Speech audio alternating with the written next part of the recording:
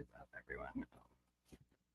Okay, what's up, everyone? I'm trying to figure out how to share this meeting real quick.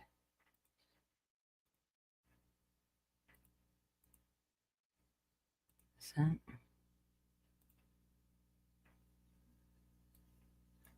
Oh, fuck. Why is it like that? Geomit. Well, I'm just going to shut everything else down. Jeez.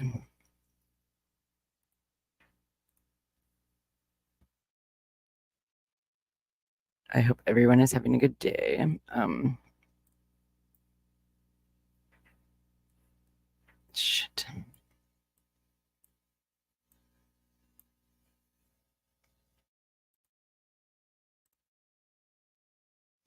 Let's see.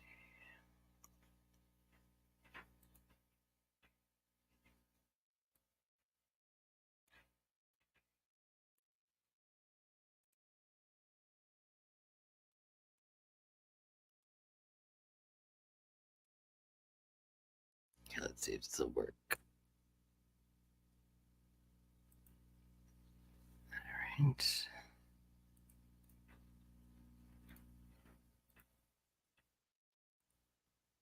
Perfect. Oh, fuck, it says share a tab. Well, I don't get it. Let's see. I mean, hopefully we're able to hear it, right?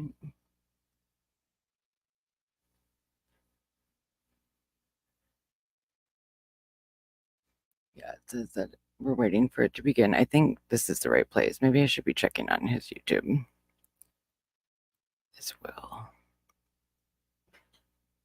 Oh, look, there I am.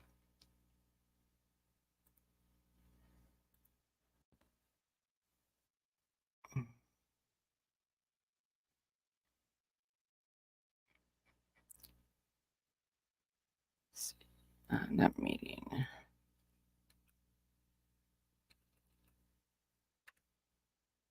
Later.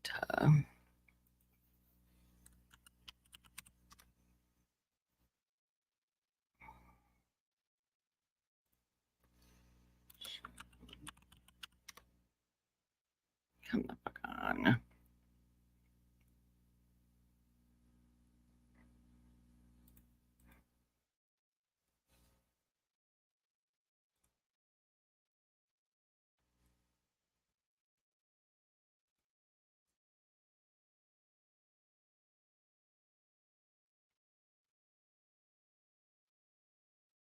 It's annoying.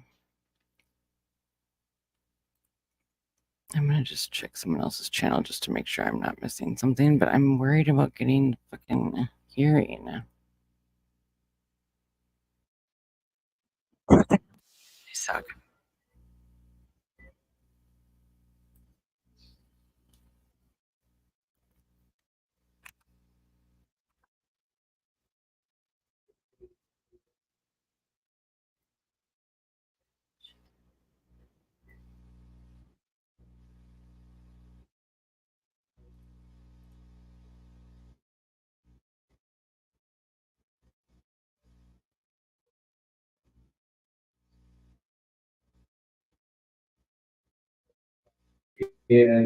On May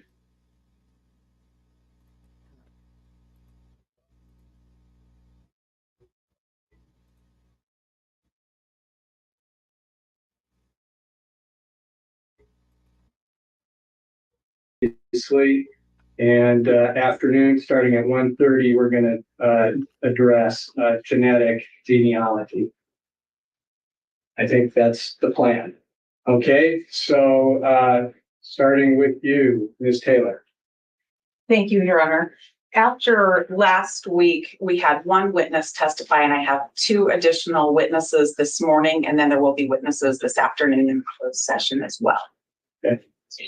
And I'd be prepared to call my next witness. Okay, go ahead. Call Brett Kane. Okay. Make sure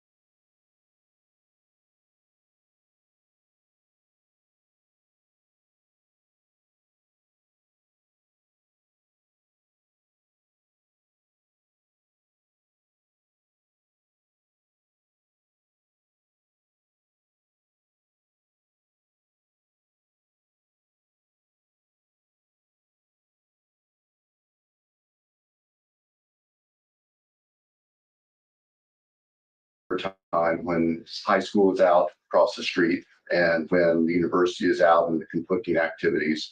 And the schedule that Your Honor proposes is acceptable to the state. I would note just a minor detail that June 19th is also a legal holiday. The court specified July 4th as a legal holiday. We wouldn't be able to hold trial, but Sure. 19th as well. Other than that, we have no objection to the court's proposal. All right, thank you. I mean, as I went through all of this, I mean, there's going to be a lot of motions, a lot of hearings, a lot of work.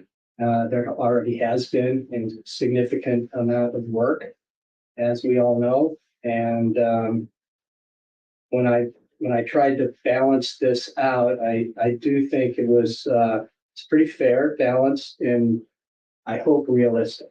So, Ms. Taylor. Thank you, Judge. Your Honor, first, I know the court has listed this as taking place in Latah County. We haven't been heard on our change of venue yet. That's to come. Totally understand that. So I don't want anybody thinking I'm agreeing to Latah County as all. The June of 2025, that's the time frame that we have been working towards. I am hopeful that we can come in there. We're working towards that date. I think it's reasonable to set that date. As the court's aware, mitigation is something that takes a significant amount of time. We've had that underway since the day we took this case. We continue to work that very hard. I spoke with our mitigation expert last night about this date. And there's a lot of work yet to be done, but we're still working towards that. So I think it's reasonable to set that. I just want the court to know that that's not finished at this point. That's very much ongoing, and new things are coming out that we need to follow up. But with that said, I think it's reasonable to go ahead and pick the June of 2025 as a trial date at this time. And by the way, I think you understand that, all counsel understand that, but this is a 3-month trial. So I was calculating 2 weeks to set the jury, then 8 weeks of trial, and then 2 weeks for mitigation and sentencing. And I mean, that's a guess, but I think it's enough time for all of those things to take care of. And obviously, the last 2 weeks would only be if Mr. Kohburger was convicted.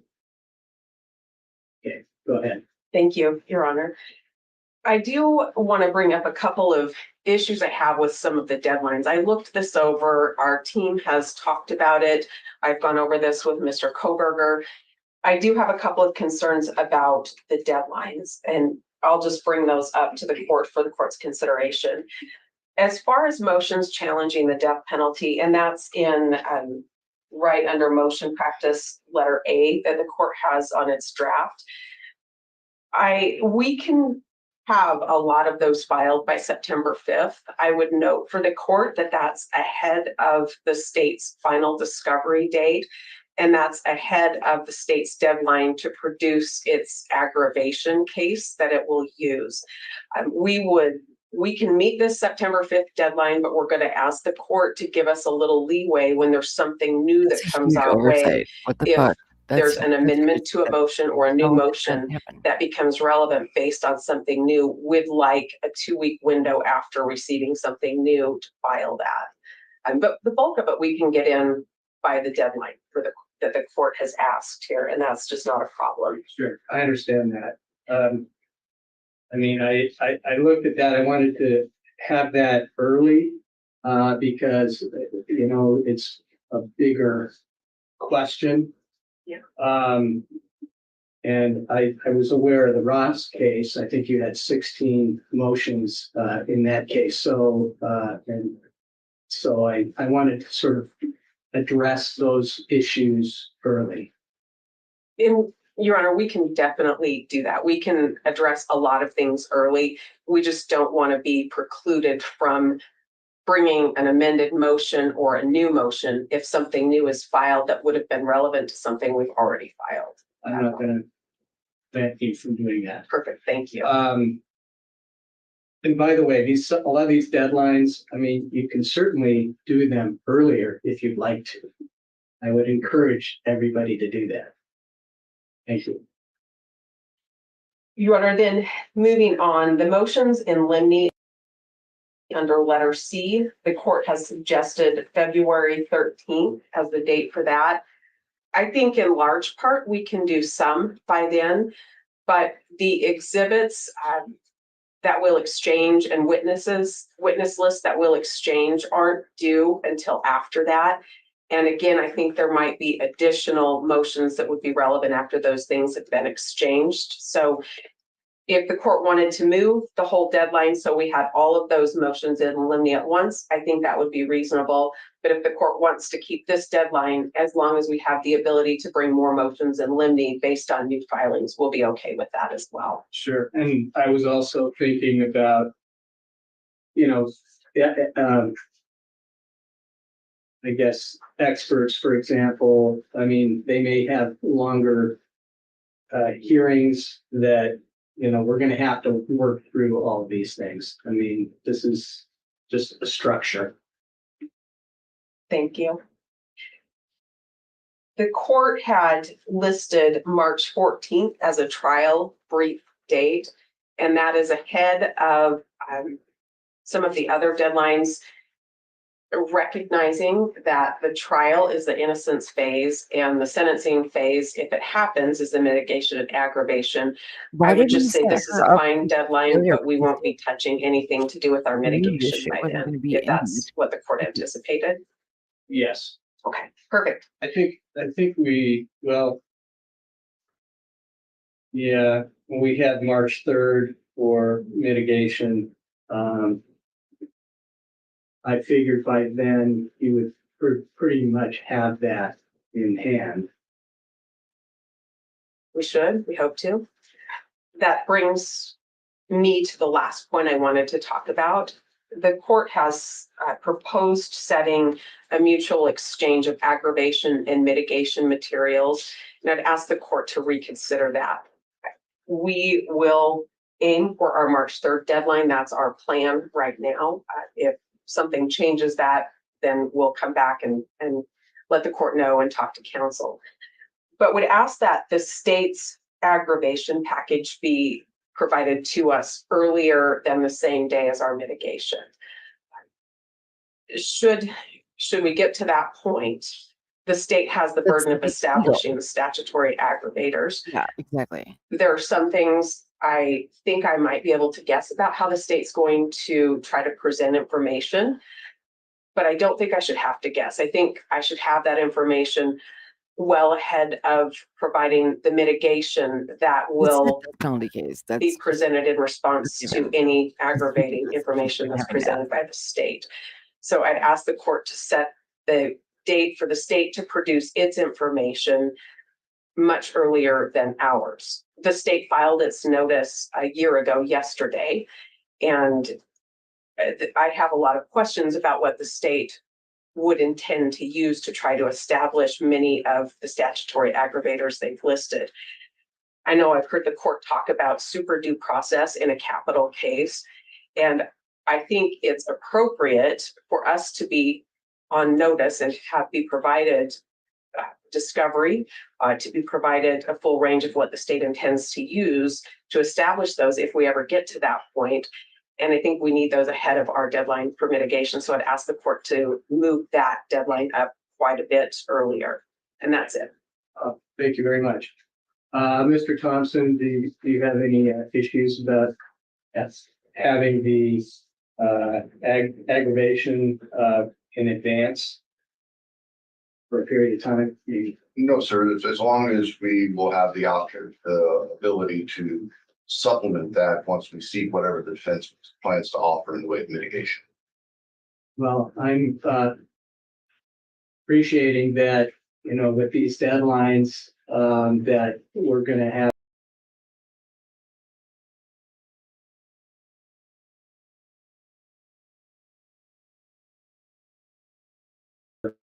the trial. We're all going to be very, very busy. And the more we can resolve certain motions, you know, supplements, whatever we need to do, I trying to do this sooner than later. Yes, sir. And that,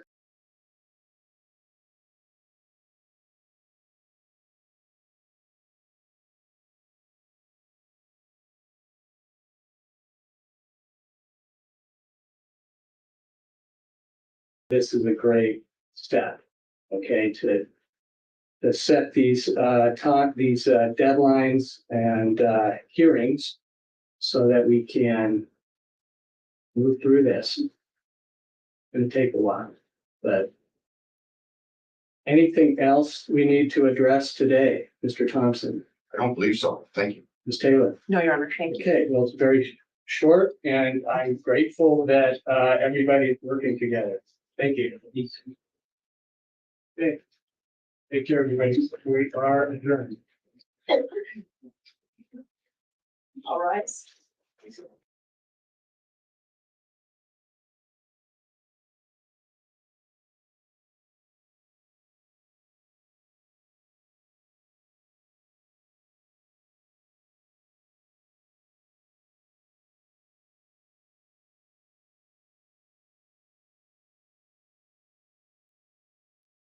Okay, well, that was a lot shorter than I thought it was, and I pretty much failed at having it all together for it to go.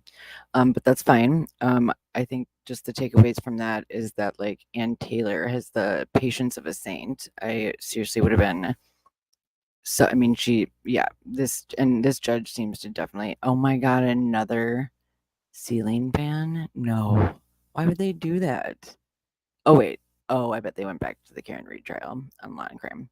Okay, anyway, so, yeah, like it just sounds like the judge is setting her up for failure, giving her deadlines that aren't fair, setting the same deadlines for both parties, like, the prosecution and the defense, which is totally not fair. I mean, she needs to be able to review that information before. I mean, this is someone's like life, death penalty case. So, yeah, I think we're gonna have issues with this trial and like with this judge and with this prosecution. I really have a hard time seeing that it is not going to be issues with Kohburger not getting a fair trial, like legit. Okay, cool. Well, I'm glad that that was so short. I'm going to go back to working on a video that I have going for Brent Kopaka. I have a lot of information that I've spent a lot of time gathering, and I am going to finally present all of that in the next video. And also, I have another video that people are probably going to hate, but I really urge you guys to check it out. It is how I think Sherry Papini is innocent, and I have a couple of videos on TikTok right now about it, but I mean, it's for sure, like, no doubt in my mind, like, they fucked up real bad with that one. Anyways, okay, I hope you guys have a good day. Talk to you later. Bye.